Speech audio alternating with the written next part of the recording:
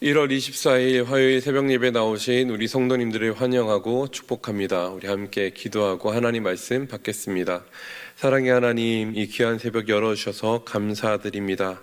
하나님 말씀을 통해서 오늘 하루를 시작하니 말씀을 통해 우리에게 하나님 뜻을 보여주시고 그 뜻 따라 순종하고 말씀대로 실천하는 삶을 살아가는 우리가 되게 하여 주시옵소서. 말씀에 우리의 영혼을 놓으며 말씀대로 살아갈 때 하늘 문이 열려 우리에게 충만한 복을 내어주시는 우리 하나님을 오늘도 경험하는 복된 은혜가 있게 하여 주시옵소서. 은혜를 간절히 소망하며 모든 말씀 살아계신 우리 주님 예수 그리스도의 이름으로 기도드립니다. 아멘. 하나님 말씀 받겠습니다. 이 복된 시간 우리에게 주시는 하나님 말씀은 고린도전서 15장 35절로 49절입니다. 신약성경 283면에 있습니다. 말씀이 길기에 우리 두 번에 걸쳐서 나누어서 말씀 봉독하겠습니다. 먼저는 35절부터 38절까지 42절로 44절까지 두 번에 걸쳐 함께 말씀 봉독하겠습니다. 먼저 제가 35절부터 38절까지 봉독하겠습니다. 누가 묻기를 죽은 자들이 어떻게 다시 살아나며 어떠한 몸으로 오느냐 하리니 어리석은 자여, 내가 뿌리는 씨가 죽지 아니면 살아나지 못하겠고 또 내가 뿌리는 것은 장래의 형체를 뿌리는 것이 아니요 다만 밀이나 다른 것의 알맹이 뿐이로되 하나님이 그 뜻대로 그에게 형체를 주시되 각 종자에게 그 형체를 주시느니라. 42절로 44절입니다. 죽은 자의 부활도 그와 같으니 썩을 것으로 심고 썩지 아니할 것으로 다시 살아나며 욕된 것으로 심고 영광스러운 것으로 다시 살아나며 약한 것으로 심고 강한 것으로 다시 살아나며 육의 몸으로 심고 신령한 몸으로 다시 살아나나니 육의 몸이 있은즉 또 영의 몸도 있느니라. 아멘. 이 귀하고 복된 새벽, 이 은혜의 자리 나오신 성도님들을 환영하고 축복합니다. 이 새벽에 우리 함께 성도의 부활이란 제목으로 하나님 말씀 받겠습니다. 예수 그리스도께서 잠자는 자들의 첫 열매가 되셨다 했어요. 그래서 그 뒤를 따라오는 예수 그리스도를 믿는 모든 성도들은 이제 예수님과 함께 부활하게 될 것임을 사도 바울이 계속해서 이야기합니다. 그런데 어떤 사람들은 그 사실이 너무 불편한가 봐요. 여전히 성도의 몸의 부활에 대한 의심이 있나 봐요.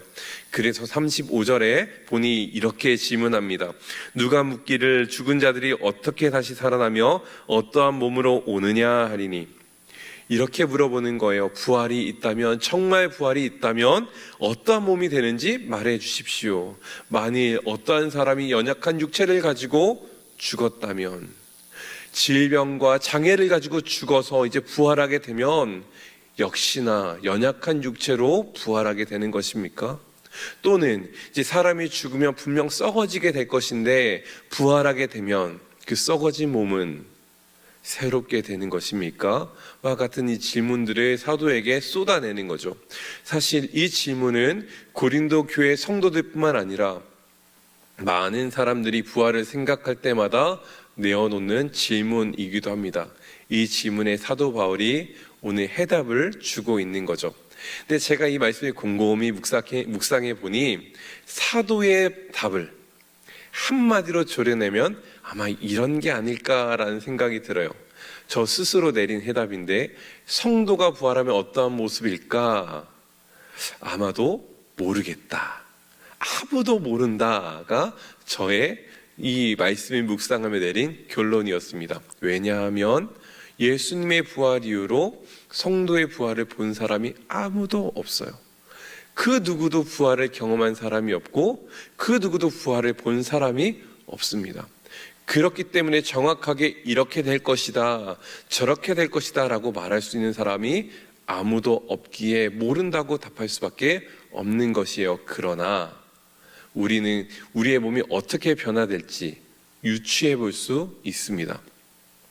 그래서 사도 바울이 37절에 이렇게 이야기를 해요.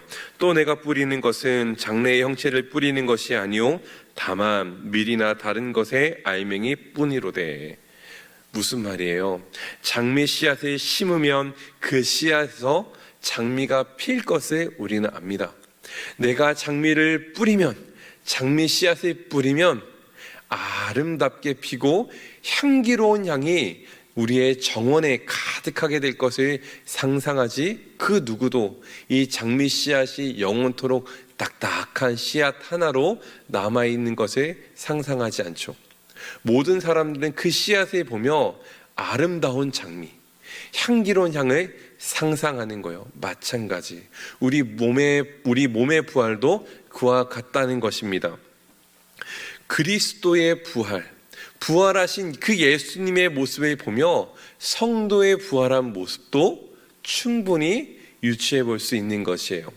복음서를 보면 부활하신 예수님의 모습을 발견하게 됩니다. 예수님께서 죽으신 이후 제자들은 유대인들을 피해 문을 잠그고 숨어있는 모습들을 보게 됩니다. 그런데 그렇게 숨어있는 제자들 사이로 예수님께서 오셔서 말씀하시고 그들과 교제하는 모습을 보게 돼요. 누가복음 24장을 보니 마찬가지로 제자들이 숨어있는 모습 가운데 예수님께서 찾아오셔서 그들에게 말씀하십니다. 그런데 제자들의 반응이 어때요? 우와, 우리 예수님이 오셨다라고 반응하는 것이 아니라 영인가? 귀신인가? 하며 놀라는 모습을 보여줍니다.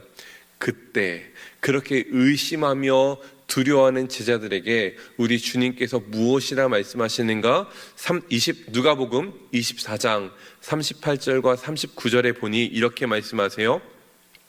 예수께서 이르시되 어찌하여 두려워하며 어찌하여 마음에 의심이 일어나느냐?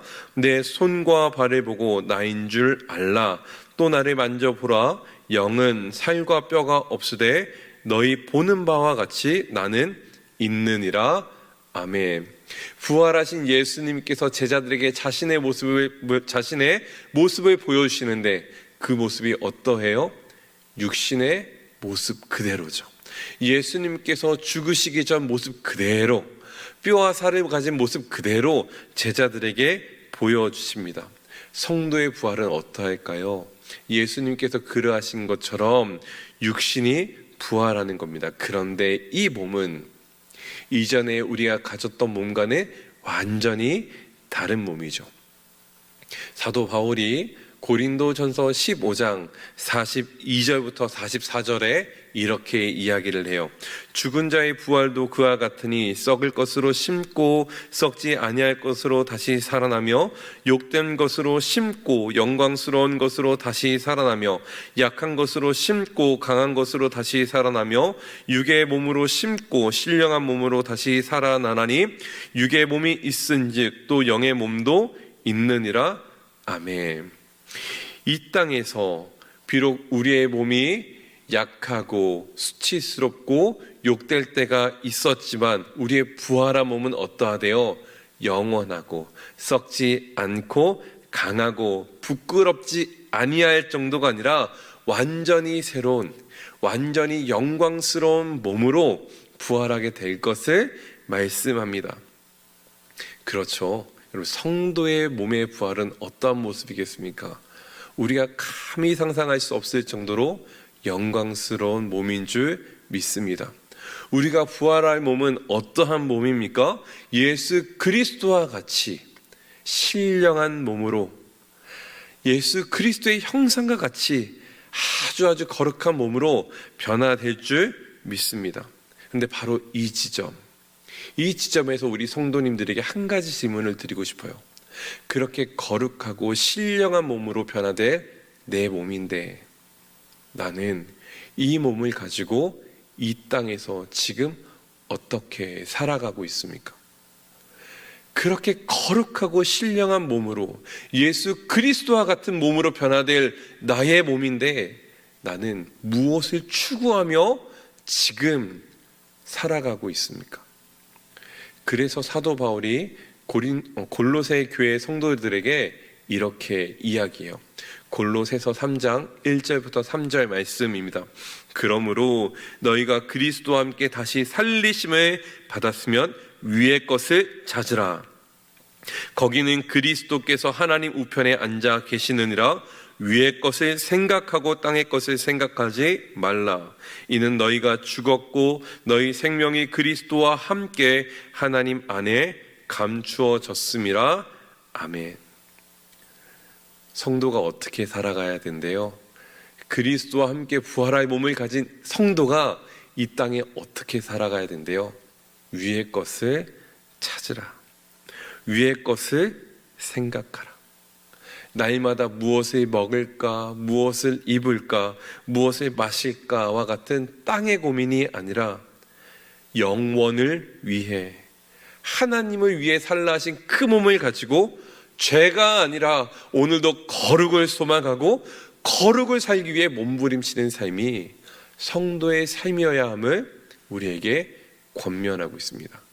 사랑하는 여러분, 우리 주께서 우리에게 보여주신 그 거룩한 몸을 가지고 죄를 위해 사용하는 것이 아니라, 나의 쾌락을 위해 함부로 내어주는 것이 아니라 하나님 위해, 주께서 우리에게 내어주신 그 거룩한 소명을 위해 나를 내어드리는 저 우리 성도님 되게 소망합니다. 주께서 피로 사신 공동체, 우리 가정과 또 셀과 또 교회를 위해 힘있게 세우고 또 섬기는 저 우리 성도님 되게 축복합니다. 말씀을 맺겠습니다. 그리스도의 부활은 성도의 부활의 첫 열매라고 했어요. 성도도 그날에 부활하게 되는데 어떠한 모습으로요?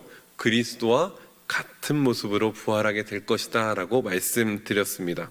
그때는 그 부활하는 몸은 다시 죽고 썩는 것이 아니라 완전히 새로운 영광스러운 몸으로 변화된다 말씀드렸어요.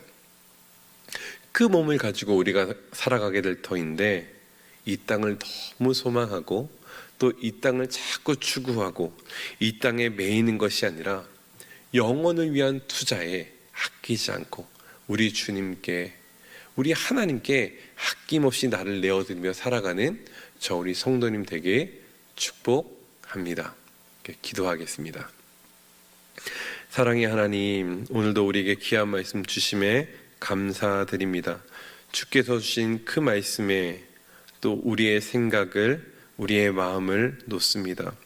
우리 주님의 부활하신 것을 기억하며 또 나도 주님과 같이 영광스럽게 부활할 것임을 알고 이 땅을 위하여, 이 땅을 소망하며 살아가는 삶의 태도를 버리고 영원을 위해, 우리 주님과 함께 영원히 살아갈 그날을 위해 또 힘을 내어 거룩한 모습으로 또 거룩을 추구하며 살아가는 우리가 되게 하여 주시옵소서.